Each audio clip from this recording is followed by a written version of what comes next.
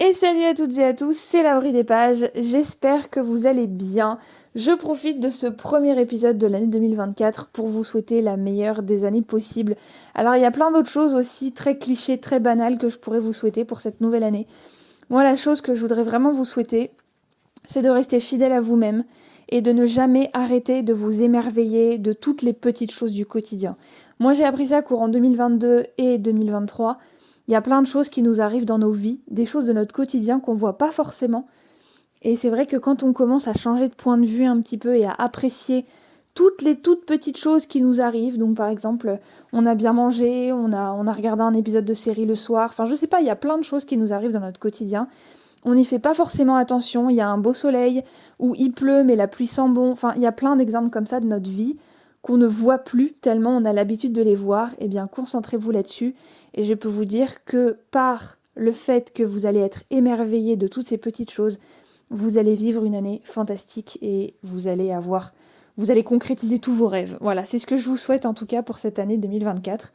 C'est de rester émerveillé et de garder votre âme d'enfant et de garder votre cœur et de rester fort dans l'adversité parce que c'est ça qu'on veut nous faire vivre dans cette vie. C'est des obstacles pour nous tenter et pour nous faire comprendre qu'au final, eh ben, on est fort, on y arrive, on est super et on va y arriver. Voilà ce que je vous souhaite pour cette année 2024. Alors pour moi, c'est un peu bizarre de vous souhaiter une bonne année parce que moi, je suis en train d'enregistrer cet épisode fin 2023 et ceux qui me suivent depuis pas mal de temps déjà, et même depuis récemment, je pense que c'est facilement compréhensible. Ça se voit, c'est obvious. Le fait que j'ai un planning hyper organisé et que je sais ce que je vais faire d'un mois sur l'autre. Ça, le mois après, c'est le minimum. Donc un mois sur l'autre, je sais quel épisode je vais poster. Et là, j'avoue que c'est extrêmement rare que ça m'arrive, mais j'avais tellement d'idées fin 2023. Et puis fin d'année 2023, on a les book fails, on a les points lecture, les lectures de l'année, enfin bref, il y a plein de trucs qui sont propices à la fin de l'année justement. Et donc voilà, j'avais tellement d'idées que au final, j'avais des idées 2 mois à l'avance. Donc c'est pour ça que quand j'enregistre, on n'est pas du tout on n'est pas du tout proche du nouvel an si vous voulez. Enfin le nouvel an c'est quand même dans un mois et demi. Oh la vache. Ok. Donc bon, bref, c'est pour ça que le premier épisode de cette année, je sais, c'est pas du tout dans le mood Noël, c'est pas du tout dans le mood... De toute façon, Noël, c'est déjà passé pour vous. Oh là là, quelle horreur. Je suis dans une capsule temporelle, j'ai l'impression. Et du coup, effectivement, voilà, moi, c'est pas encore passé, mais bon, on n'est pas encore... Enfin, on n'est plus du tout dans la période de Noël, je suis désolée de dire ça. Et effectivement, et là, c'est pas du tout en mode winter, en mode hiver non plus, la lecture dont je vais vous parler aujourd'hui. C'est la série de livres qui s'appelle Small Spaces en anglais, de Catherine Arden. Et le tome 1, c'est Terreur à Smoke Hollow, et le tome 2, c'est Frisson au Mont Hemlock. Je pensais faire cet épisode à peu près, comme je fais aujourd'hui, au milieu du tome 2. Donc je commence cet épisode, je fais cet épisode, j'ai déjà lu le tome 1 et la moitié du tome 2. Je pensais faire ça, mais je ne pensais pas du tout vous dire que je vais arrêter à la fin du tome 2, je pense, à moins qu'il y ait un énorme cliffhanger, un énorme truc qui me donne hyper envie de lire le tome 3. Mais j'avoue que le tome 2, il a un peu tué mon envie dans l'œuf, sachant que le tome 4 en plus, c'est une série en 4 tomes, je crois qu'il n'y en a pas plus. Ça se passe dans une fête foraine avec un clown. Pas du tout mon délire. Mais pas du tout. Moi, je déteste ce genre de truc. La fête foraine, pourquoi pas. Le clown, pas du tout. Donc je pense que le tome 4, non. Le tome 3, c'est Peur sur le lac, il me semble. Et c'est un truc en mode, ils vont faire du bateau. Et puis... Enfin voilà, c'est une ambiance que j'aime pas trop. Mais bon, pourquoi pas, hein, je me laisserai peut-être tenter un jour. En tout cas, pour ceux qui veulent le résumé de Terreur à Smoke Hollow, depuis le décès de sa mère, Holly, 11 ans, trouve refuge dans la littérature. Un jour, elle croise une femme s'apprêtant à jeter un livre dans une rivière. Le sang d'Holly ne fait qu'un tour, pas question de la laisser commettre une telle barbarie. Elle vole l'ouvrage et se plonge dans sa lecture. Mais quelle étrange histoire que celle d'Elizabeth Webster, de son mari et de son beau-frère, disparus après avoir passé un pacte avec un sinistre personnage. Le lendemain, en visite dans une ferme avec sa classe, la jeune fille a la désagréable surprise de découvrir qu'elle se trouve sur les lieux où Elizabeth est enterrée. Donc ça fait un petit peu penser, comme c'est un PKJ, c'est un jeunesse horreur, disent-ils, comique. Alors comique, je suis pas trop d'accord, mais bon, c'est pas grave. En tout cas, suspense, horreur, oui, on est complètement dedans. Et comme c'est un PKJ, je pensais que ça allait me faire penser un peu à... Je pensais que ça allait me faire penser, magnifique cette phrase. Ça allait me faire penser à Chair de poule. Alors Chair de poule, ouais, on est un petit peu là-dedans. Et encore, Chair de poule, je trouve que c'est un petit peu plus... dans les trucs vraiment hyper horribles, quoi. Alors que là, ça va, franchement, ça va. Donc après, les chairs de poule, quand j'étais petite, j'en ai lu deux trois. Donc à l'heure actuelle, vu que quand j'étais petite, c'était il y a quand même plus de 20 ans. Donc à un moment donné, c'est vrai que je m'en souviens pas trop, si vous voulez. Sachant que quand je lis un bouquin 6 mois plus tard, j'ai déjà oublié si ça m'a pas marqué. Donc 20 ans plus tard, faut quand même pas déconner, hein. Donc effectivement, je ne sais pas. Et je dis tout le temps, effectivement, je me saoule, ça m'énerve. J'arrive à me saouler toute seule, c'est incroyable. Donc bon, voilà. Sachant, il faut savoir une chose. Et ça, vous allez, ou vous l'avez déjà, je ne sais pas du tout. Alors pour le coup, mon planning des publications Instagram, j'avoue que j'ai pas trop essayé de caler. Enfin, en général, quand je poste l'article sur Instagram, je poste l'épisode de podcast et sur YouTube 2 jours après ou 3 jours après. Donc normalement, vous avez déjà mon post Instagram sur Terreur à Smoke Hollow qui est publié sur Insta. Donc il n'y a pas de souci. Et comme je vous dis dedans, eh ben, je suis un bébé. Mais vraiment, quand je vous dis que je suis un bébé, je suis une grosse trouillarde en fait. Mais un truc de malade. C'est-à-dire que les films d'horreur, j'ai jamais pu, je pourrais jamais, c'est pas possible. Rien qu'une bande-annonce de 1 minute, même si ça dure 1 minute 30, au bout de 20 secondes, je suis plus là, hein, c'est pas possible. Et un thriller, pour vous dire, un jour j'ai essayé de regarder un thriller, et bah non en fait. J'ai essayé de regarder un thriller avec mon fiancé, il était là en mode mais t'inquiète, c'est un thriller, c'est pas de l'horreur et tout. Ah mais au bout de 20 minutes on a arrêté, je pouvais plus, hein. Mais vraiment, j'étais terrorisée. Et après, pendant 3 4 jours après avoir regardé le film, ah mais j'avais trop la trouille avant de dormir, quoi. Oh, je lui ai cassé les pieds, j'arrêtais pas de lui dire oh, j'ai peur, je vois des trucs dans la chambre et tout. Enfin voilà, tout ça pour vous dire que je suis une trouillarde, mais vraiment, j'ai peur de tout et n'importe quoi. Et donc je m'attendais effectivement à avoir un petit peu ce genre de réaction avec Terreur à Smoke Hollow.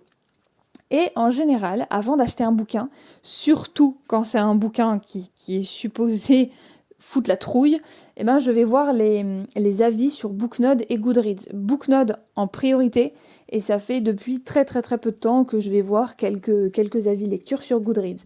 Pour avoir tout simplement les avis des lecteurs natifs, donc des lecteurs anglophones, quand l'auteur vient des États-Unis, Grande-Bretagne, enfin bref, peu importe. Je vais voir un petit peu les avis de tous les pays, quoi. Et je suis tombée sur un avis d'une Française sur Goodreads qui disait que... je rigole parce que je venais de vous parler des lecteurs anglophones et l'article dont je vais vous citer, ça vient d'une Française. Et en fait, elle disait que c'était une trouillarde, donc je me suis absolument reconnue dans son truc, mais c'est trop ça. En fait, elle disait que ça lui a quand même fait peur et qu'elle ne lisait pas le bouquin le soir parce que justement, le soir, elle avait la trouille du moindre petit bruit chez elle, etc. Je me suis dit, bon, ok, je vais essayer. Je me suis trouvée vraiment con sur le coup d'avoir acheté un bouquin horreur, mais horreur jeunesse. Donc après tout, les PKJ, ma bibliothèque en est remplie. Donc après tout, pourquoi pas? Et donc j'ai commencé à lire, et je me suis dit, oh, tranquille, jusqu'à la page 120 à peu près. Je me suis dit, j'ai failli commencer l'épisode à ce moment-là, et je me suis dit, non, finis le 1 déjà, comme ça t'auras vraiment un avis à chaud, mais un minimum construit quand même, avec un petit peu de recul quand même. Et je me suis dit jusqu'à la page 120, j'ai un peu fait la belle gosse en mode waouh, ça fait pas peur du tout, ça va, c'est tranquille et tout. Enfin, c'est juste des épouvantails, mais les épouvantails ça me fait pas peur. Je trouve ça mignon, ça fait très Halloween, ça fait très pumpkin patch, donc et voilà. Je me suis dit bon, ça va. Et en fait, au moment où j'ai commencé à me faire la réflexion et à le dire tout haut parce que mon chéri était là forcément, le chapitre d'après, c'est parti en cacahuète. C'était une course-poursuite avec les épouvantails qui coursent les 3 gamins dans la forêt. Et là, je me suis dit, waouh, waouh, waouh, waouh, c'est pas possible, mais non. En fait, c'est une ambiance. Et c'est vrai que si c'était un film, le film, je l'aurais peut-être pas regardé, parce que je me connais. Après, si le film, il est tourné en mode le manoir hanté et les 999 fantômes de Disney, sachant qu'il y a le film, le reboot, c'est un reboot, ouais, je crois que c'est ça, qui a été refait, enfin le remake, reboot, peu importe, qui a été fait là cette année ou l'année dernière, le Manoir hanté de Disney. Je l'ai regardé, j'ai pas eu peur du tout, c'était tellement sympa. Enfin, c'est un film terrifiant mais familial. Donc, vous voyez, les deux mots, quand vous avez ça, en général, vous savez que ça va être du feel good, vous savez que ça va être sympa en fait. Et là, effectivement, c'est ce que j'ai ressenti en regardant le Manoir hanté. Donc, si il décide un jour de faire Terreur à Smoke Hollow en film, je pense que si ça se rapproche du Manoir hanté de Disney, il y aura aucun problème. Voilà, dès l'instant où c'est jeunesse, de toute façon, vous pouvez pas transformer un jeunesse en truc d'horreur dégueulasse, hein, c'est pas possible, hein. Gore et tout ça, non, c'est pas du tout comme ça que ça se passe dans le bouquin. Donc honnêtement, à partir du milieu à peu près, parce que les bouquins sont petits, ils font 265 pages et quelques, bah ça va en fait. C'est-à-dire que je lisais le bouquin le soir, il n'y avait pas de problème. À partir du moment où j'ai vu que ça me faisait quand même un petit peu flipper, la course-poursuite, l'ambiance, faut se cacher dans les recoins, ils se planquent, mais ils se font pourchasser par les épouvantails qui vont les enlever, les transformer, les tuer, les machins, les trucs. Bah effectivement, j'ai lu ça la journée, et c'est passé crème, et le soir, bah j'avais même pas peur, parce que même si je lis la journée, jusqu'à 21h, et qu'après je vais me coucher à 23h, bah j'avais pas peur quand même, et je passais une nuit tranquille, et j'y pensais plus, quoi. Donc, il n'y a pas de souci si vous faites comme ça et si, comme moi, vous êtes des gros trouillards, voilà, des petits bébés qui ont peur de tout. Et ben, je vous conseille de faire comme ça passera très bien. Après, au niveau des personnages, le tome 1, franchement, je l'ai trouvé super. Oui, parce que j'ai même pas dit, en fait, mon avis général. Le tome 1, je l'ai trouvé vraiment trop cool. Parce que c'est tellement haletant, c'est tellement une ambiance où on a envie de savoir ce qui se passe, pourquoi est-ce qu'ils vont s'en sortir et tout. Le ton qui est donné, le rythme du bouquin, tout est parfait. Les mots utilisés, l'écriture, la plume, tout ça, c'est parfait. C'est vraiment trop trop bien. Et le personnage de Holly, j'avoue que j'aime beaucoup cette fille. Alors les personnages, ils ont 11 ans. Donc c'est des préados, grosso modo. Et en fait, je l'ai trouvée vraiment mature pour son âge. Et surtout que le fait que elle aime être seule, mais c'est pas parce qu'elle aime pas les gens, c'est pas parce que elle a juste pas envie d'être avec les autres. Elle aime la solitude. Et après, même avec ses deux copains, Coco et Brian, qu'elle n'aimait pas au départ, et ben en fait, elle se rend compte que bah, deux amis, ça lui suffit, elle a pas besoin de plus, et puis elle se sent bien quand même, quoi. Mais c'est juste que elle aime lire, elle préfère lire plutôt que d'être avec les autres. Elle a des activités, mais par exemple, elle est dans le club de hockey et elle est dans le club d'échecs. Mais ça, c'est trop bien. On voit pas forcément des filles qui font ces activités-là. Et moi, je trouve ça vachement original, vachement sympa, en fait, de voir une fille qui arrive à s'épanouir dans des activités où bah, on penserait pas forcément qu'une fille irait de base. Et bah, je trouve ça vraiment bien, en fait. Le club d'échecs, le club de hockey, j'ai trouvé ça vraiment top. Bon, c'est juste énoncé comme ça. Hein. Y a pas, on n'y passe pas des plombs non plus, parce que comme elle a perdu sa mère, bah, elle a arrêté un petit peu toutes ces activités-là. Mais on voit bien que la Holly, c'est une fille originale. Et puis la façon dont sa maison est décrite, elle est décrite, le surnom de la maison où elle habite avec son père s'appelle l'œuf. Parce que c'est comme un œuf de Pâques. Parce que la maison, elle est toute colorée, autant de l'extérieur que de l'intérieur.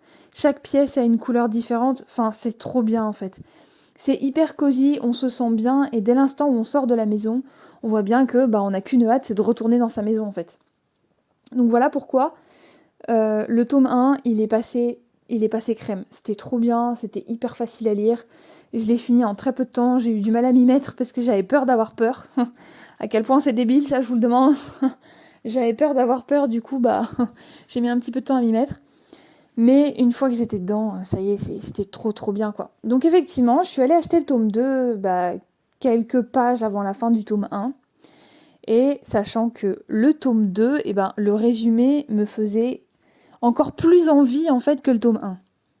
Alors, le résumé de... Alors, ça s'appelle comment déjà? Frisson au Mont Hemlock, je suis en train de le lire mais je sais déjà plus le titre, c'est cool. Survivre je vais y arriver. Survivre aux terribles événements qui se sont déroulés à Smoke Hollow a rapproché Holly, Brian et Coco, désormais inséparables. Arrivés pour un séjour de ski au mont Hemlock, les trois amis comptent bien profiter de chaque instant.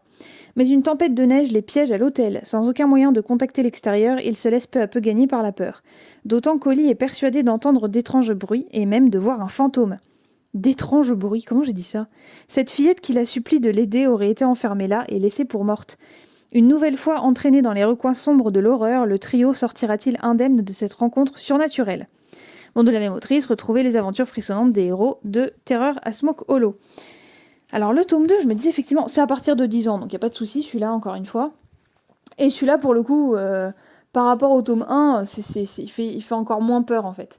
Donc il n'y a pas de problème. Par contre, j'évite de le lire le soir quand même, parce que ben j'ai plus le même âge. Donc le soir, je tombe de fatigue. Donc effectivement, c'est compliqué de lire un chapitre entier en fait, si vous voulez. Donc du coup, j'évite de prendre mon bouquin au lit, tout simplement. Avant, je pouvais, maintenant, je peux plus trop. C'est bête, hein. On voit que on se fait rattraper. Alors après, on me dit c'est dans la tête. Oui, c'est dans la tête, mais c'est aussi dans la fatigue de manière générale. Si t'es fatigué, que tu poses ta tête sur l'oreiller, que t'as qu'une envie, c'est de dormir, bah dors en fait. et te forcer à lire un chapitre, bah le lendemain tu te réveilles, tu te dis what, j'ai lu quoi déjà? Tu sais plus, voilà, donc ça sert à rien. Donc le tome 2, effectivement, le résumé, je dis encore effectivement, hein, faut que j'arrête. Hein. Je sais pas ce que je consomme, mais c'est pas bien. Je consomme rien, je déconne. Donc là, je pensais, le fait d'être dans un hôtel, dans un petit chalet, enfin moi je pensais que ça allait être un chalet en tout cas, un chalet en montagne, un petit hôtel sympa et tout pour aller faire du ski, les pistes et tout, je me suis dit, il y a moyen que ce soit un setting vraiment sympa. Et bah pas du tout, mais je m'ennuie en fait, c'est-à-dire que c'est fastidieux. Et je me mets à développer des techniques pour ne lire que quelques morceaux de phrases, pour avancer un petit peu plus vite, pour voir où ça en est. Ah, il y a une araignée qui est en train de grimper sur ma fenêtre. De l'extérieur, hein, c'est pas grave. Oh, heureusement qu'elle est à l'extérieur, celle-là. Hein. Bon, elle est pas grosse, hein, mais... Oh, si, quand même. Ah. Oh. Non, mais non, mais non, mais reste dehors, toi, c'est bon. Pardon. Pardon pour ce petit aparté. Et donc, je pensais beaucoup plus apprécier que ça. Après, je pense que c'est la raison numéro 1 pour laquelle ça ne passe pas du tout aussi bien que le 1. C'est parce qu'on a une alternance de points de vue. C'est-à-dire qu'un chapitre sur 2, vous allez avoir Oli, donc du point de vue d'Oli, et le chapitre d'après, ça va être Coco. Donc c'est jamais Brian, c'est toujours l'une des deux filles. Enfin, pour l'instant, en tout cas, jusqu'au milieu du bouquin. Parce que là, j'en suis à la page 120 et quelques, comme quand je vous ai dit... Ouais, c'est ça. Et donc, ce qui est bizarre, c'est que comme au début du chapitre, il n'y a pas écrit qui a le point de vue dans ce chapitre-là, eh ben, je sais plus en fait. C'est-à-dire que il y a certaines phrases, je pensais que c'était le point de vue de Olivia dans ce chapitre-là, et en fait pas du tout, c'est Coco. Et donc du coup, je me dis mais et quand elle dit je, eh ben je sais pas qui dit je, si c'est Oli ou si c'est Coco. Et ça, franchement, ça me saoule, mais grave, parce que il n'y a pas écrit au début du chapitre. Normalement, quand vous avez marqué, par exemple, là, chapitre 8, eh ben, vous allez avoir le nom du personnage qui va dire je dans ce chapitre-là. Et ben là, c'est pas du tout ça. Enfin, il n'y a pas de jeu. C'est pas le jeu dans le sens première personne du singulier, mais c'est le point de vue du personnage sur lequel est mis l'accent dans ce chapitre-là. Je sais pas si vous voyez de quoi je parle, mais je pense que c'est quand même assez clair. Vous avez des points de vue qui vont alterner dans certains bouquins. Donc, vous allez voir clairement que le personnage principal, entre guillemets, dans ce chapitre-là, ça va être telle ou telle personne. Vous voyez ce que je veux dire? C'est pas forcément un jeu, c'est juste que vous allez voir que le personnage mis en avant dans ce chapitre-là, ça va être tel personnage. Et bah dans ce bouquin-là, typiquement, c'est ça. Le problème, c'est que je ne sais pas pourquoi, que ce soit la maison d'édition ou l'auteur, il n'y en a aucun qui a voulu mettre clairement que au début du chapitre, ça allait être du point de vue de Coco. Enfin, pas le point de vue en mode jeu, mais en mode ça va être vu à travers les... Ça va être ce personnage-là sur lequel il y aura l'accent dans ce chapitre-là. Vous voyez ce que je veux dire? Et donc, du coup, ça m'a tellement perturbée, ça me saoule en fait. Et c'est-à-dire qu'il y a des phrases où il y a juste marqué elle. Il y avait marqué à un moment donné que. Je sais plus exactement, il y a des petites tournures comme ça un peu, où on te dit que. Elle rêvait d'être chez elle, ou elle rêvait de faire ses devoirs à l'œuf. Donc l'œuf, c'est la maison d'Oli. Avec des roulés à la cannelle, une tasse de thé, et puis bien au chaud dans sa chambre, machin. Et puis être confortable à la maison et tout. Et en fait, moi je pensais qu'il était question de Oli, parce que c'est Oli qui habite dans l'œuf avec son papa. Et non, pas du tout, c'est Coco, parce que comme Oli et Coco sont devenus meilleurs amis, du coup Coco elle vient très souvent chez Oli, et du coup elle dit que l'œuf c'est un peu comme sa maison quoi. Et moi j'avais pas compris du tout. Et du coup, si vous partez de ce principe-là, et que vous essayez de continuer à lire la narration puis le dialogue, du coup, vous vous dites, mais quoi? Enfin, il y a des trucs, ça va vous interpeller. Vous allez vous dire, mais attends, mais c'est Coco qui a dit ça? Ah, mais c'est Oli. Enfin, voilà, il y a des trucs qui vont vous faire un petit peu vous dire, mais what the fuck, qu'est-ce que je suis en train de lire en fait? Donc voilà, le fait qu'il y a une alternance de points de vue, il n'y a pas de souci. Mais, enfin, en général, c'est pas ma tasse de thé non plus. Je suis pas une grande fan, mais ça me dérange pas du tout. Mais c'est juste, enfin, ça demande un petit effort de concentration supplémentaire, on va pas se mentir. Par contre, mettez-le en haut des chapitres, quoi. Mais vraiment, mettez-le. Et pourquoi c'est pas Oli, en fait, le personnage principal? Alors, le fait d'avoir accès aux pensées de Coco, qu'on ne connaissait pas du tout dans le tome 1, enfin, juste de son comportement, le fait qu'elle soit hyper maladroite, le fait qu'elle soit fluette, une petite blondinette avec les cheveux aux reflets roses et tout, machin, la petite poupée, quoi, on la connaît que comme ça. Donc c'est vrai que c'était un peu dommage. Je voulais en apprendre un peu plus sur ce personnage-là. même si Oli reste mon personnage préféré de base. Mais le fait d'avoir les pensées de Coco, c'est vrai que c'est très très cool. Mais juste, j'aurais aimé que ça soit mis en début de chapitre pour que je sache vraiment de qui il s'agit, quoi. Après, pour ce qui est de l'intrigue de ce tome 2, franchement, je pense que... Enfin, en tout cas, jusqu'à la moitié du tome 2, ça fait quand même beaucoup. Je pense que ça fait partie de mes book fails de 2023. Je vais pas le revendre, je vais pas faire quoi que ce soit. Je veux dire, l'histoire, elle est quand même chouette, elle est quand même sympa, ça se laisse lire et tout, c'est quand même sympathique. Mais je vois que ma voix, elle est partie en cacahuète totale sur la dernière phrase. Je commençais à devenir aphone. Donc l'histoire, elle est quand même sympathique, mais c'est juste que c'est laborieux. Je vois que je me traîne un petit peu dans ma lecture. Je me dis, ah ouais, je dois lire, mais je suis pas en mode... En fait, je pense que je suis un cliché, mais comme beaucoup de personnes, entre le fait d'aller lire des articles ou de remplir ma wishlist sur Amazon, aller voir Bookstagram et voir des vidéos Booktube et lire un bouquin, donc entre toute la sphère bookish sur Internet et lire mon livre, bah je choisis les réseaux sociaux, voilà. Alors que quand je lis un bouquin qui est vraiment cool, comme le tome 1 par exemple, eh ben je vais choisir de lire le tome 1 plutôt que d'aller remplir ma wishlist et faire tous les trucs de book nerd, quoi, voilà. Je vais plutôt lire le bouquin. Et ben là, je préfère tout plutôt que lire le tome 2. Vous voyez ce que je veux dire? Vous voyez un petit peu dans quel mood je suis? Et c'est vrai que le tome 2, je me traîne un petit peu, en tout cas jusqu'à la moitié, je sais pas du tout comment ça va se terminer. Mais en tout cas, je suis pas passionnée du tout. Et j'avoue que quand je regarde ma palle, bah effectivement, j'ai plein de bouquins que j'aimerais lire, mais tout sauf ça en fait. Vous voyez un petit peu, ça sera pas un abandon, je pense pas. Enfin, j'espère pas. Mais il y a quand même pas mal de bouquins que je veux lire. Il y en a un dans ma palle, c'est l'intégrale de la quête des Willan de Pierre Bottero aux éditions, alors je crois que c'est Rajo, hein, ouais c'est ça. Mais c'est l'édition collector, donc avec un jaspage magnifique, relié et tout. Enfin, c'est juste trop beau. Et j'avoue que j'ai vraiment très très hâte de m'y plonger. Après, il faudrait enfin que je me mette aussi à la série Gardien des Cités Perdues. Enfin bref, il y a plein de bouquins comme ça que je voudrais lire. Et ils me paraissent tous plus attrayants que le tome 2. Donc je sais que c'est pas cool, mais en fait, ce qui m'a fait tilter dès la première page, et ça pue quand ça se passe comme ça, c'est qu'en fait, on te dit, ils arrivent à l'hôtel et ils sont pris par une tempête de neige. Et ben en fait, la tempête de neige, elle commence dès qu'ils partent, en fait. Et moi, je me dis, mais le père, il est con ou ça se passe comment? Enfin, moi, mes parents, ils auraient vu qu'il y a une tempête de neige et que à la radio et à la télé, ils disent attention, ne prenez pas le volant, ne sortez pas, vous allez être pris sous la neige, vous allez, enfin, juste, vous allez être dans la merde en fait. Et ben, ils partent pas en fait. Enfin, je veux dire, un minimum de bon sens. Et bah, le père de Dolly, il dit bah, vous savez quoi, on va y aller, c'est pas grave, tempête de neige, machin. Moi, je suis fort, on va passer au travers et tout. Alors que tu vois bien qu'il dérape sur la route, que ça glisse et tout. Enfin, tu te dis, mais le mec, il est inconscient. Et ça commence comme ça dès le début. Alors pour que le truc soit un minimum cohérent et qu'on prenne pas le père d'Oli pour un con, clairement, et comme un inconscient, parce que quand tu prends le volant, eh ben, tu es responsable de toutes les vies que tu as dans ta voiture, et prendre volontairement le volant alors qu'on te dit que la route est dangereuse, à un moment donné, t'es juste irresponsable en fait. T'es hyper irresponsable. La voiture, ça peut être hyper dangereux si tu fais pas attention.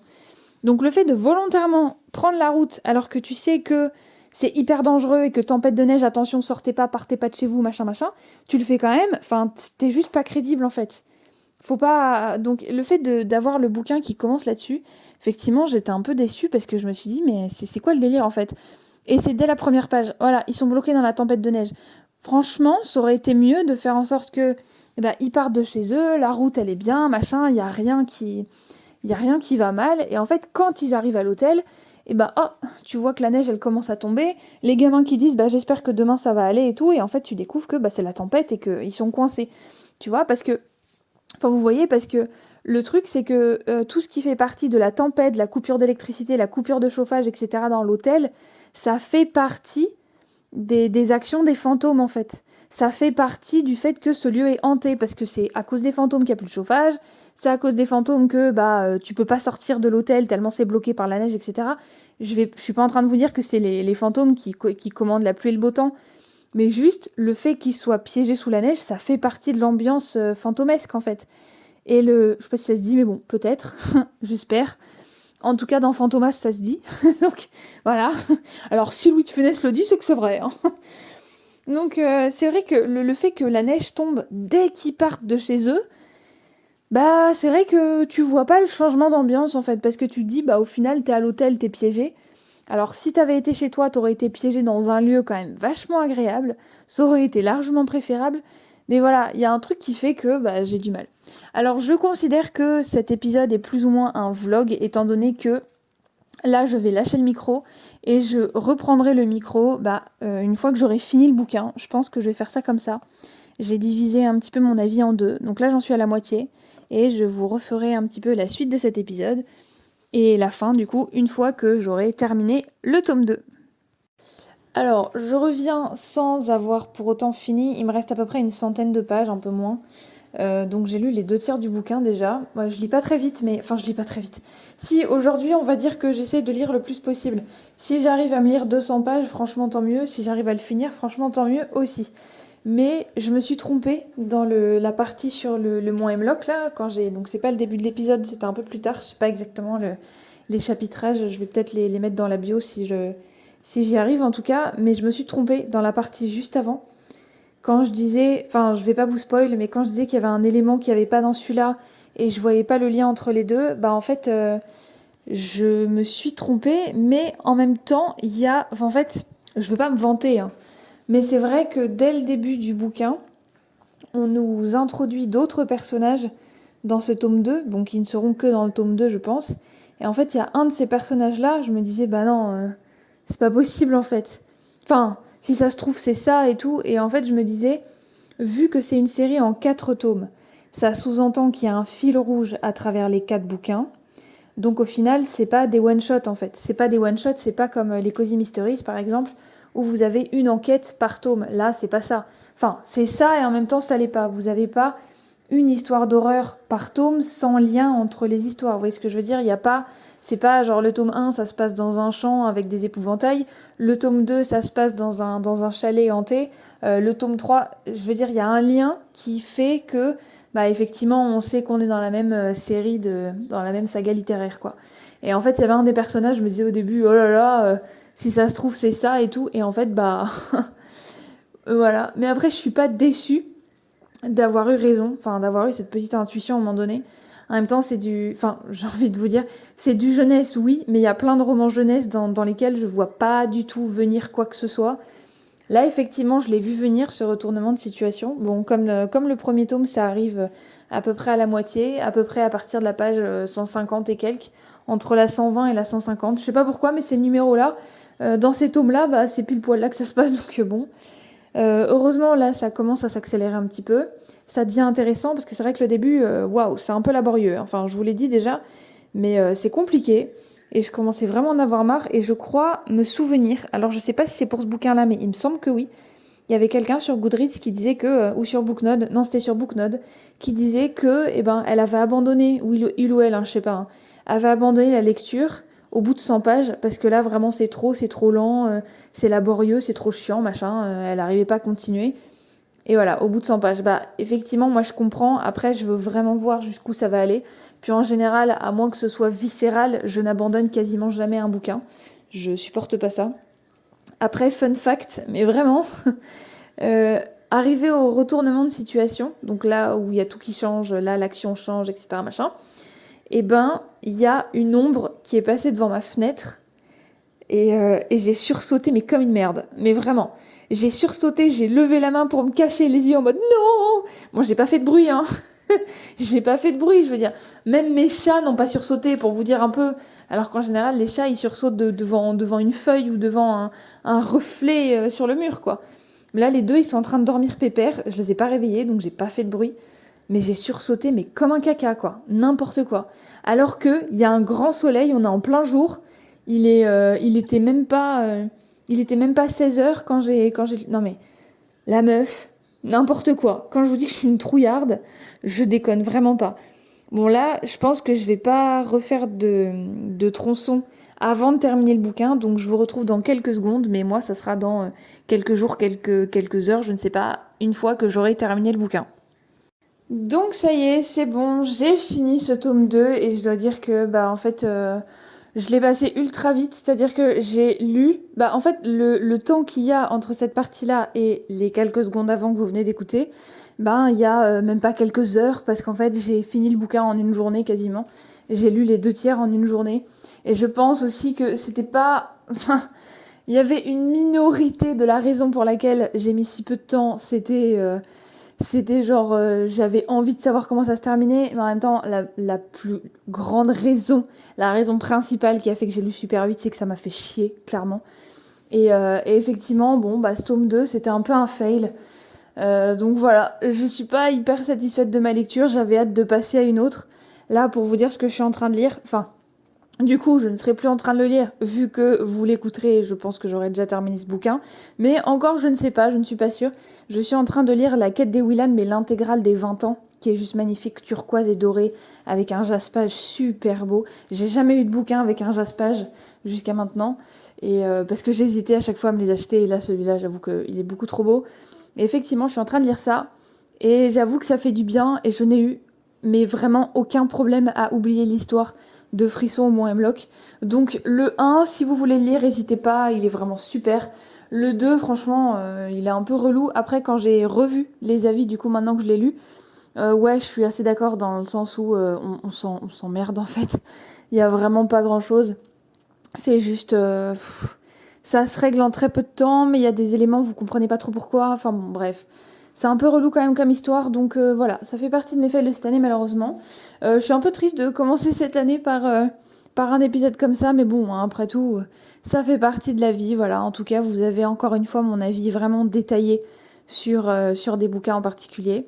N'hésitez pas à me dire si vous voulez d'autres épisodes comme ça, hein, parce que c'est vrai que du coup, l'épisode que je vous fais, c'est comme le vlog, entre guillemets, j'appelle ça vlog, même si c'est pas vraiment un vlog, mais c'est pas grave. J'avais fait ce genre d'épisode-là avec L'Hôtel de la Dernière Chance de Nikki Thornton. Pareil, j'avais pas lu la suite non plus, j'ai pas lu la suite, je compte pas la lire. Dès que je la vois en recommandé sur Amazon ou que je les vois dans les librairies, j'ai pas envie de me les acheter en fait. Il y a plein d'autres bouquins jeunesse que j'ai envie de lire, mais pas ça. Donc voilà. Alors c'est dommage parce que les 2 épisodes de ma chaîne où je vous fais effectivement un avis très détaillé à chaud, où vraiment genre je finis de lire, je prends mon téléphone et puis je m'enregistre avec le magnéto, et ben c'est 2 bouquins qui m'ont pas forcément transcendé. Le 1, il est super, hein, le Smoke Hollow, mais j'avoue que le reste... Enfin bref, voilà. J'espère que cet épisode vous aura plu, n'hésitez pas à me le dire en commentaire. N'hésitez pas aussi à aller me suivre sur Instagram, je suis hyper active, je suis active tous les jours, en story du moins, et je poste plusieurs fois par semaine des publications et un avis lecture par semaine, parce que je lis pas suffisamment vite pour vous poster 2 avis lecture par semaine. Mais bon, ça c'est juste un petit détail. Cet épisode est aussi disponible sur YouTube si vous êtes sur Spotify et sur Spotify si vous êtes sur YouTube, donc n'hésitez pas à aller me suivre sur ces différentes plateformes. Et puis je vous dis à très vite dans un prochain épisode.